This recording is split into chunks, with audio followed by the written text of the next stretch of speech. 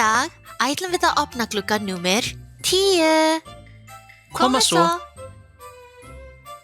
Opnum hann saman. Hver er þetta? Þetta er Gluggagægir. Gluggagægir er 10. Hann leggst á glugga og gægist inn. Ef hann sér svo eitthvað eigulegt, reynir hann að taka það. Ó nei! Hver fór hann? Getur þú hjálpað okkur að finna jólasveinin? Þarna er hann!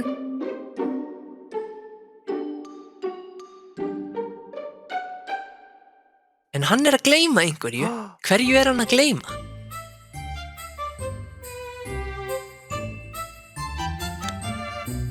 Glugganum! Svona.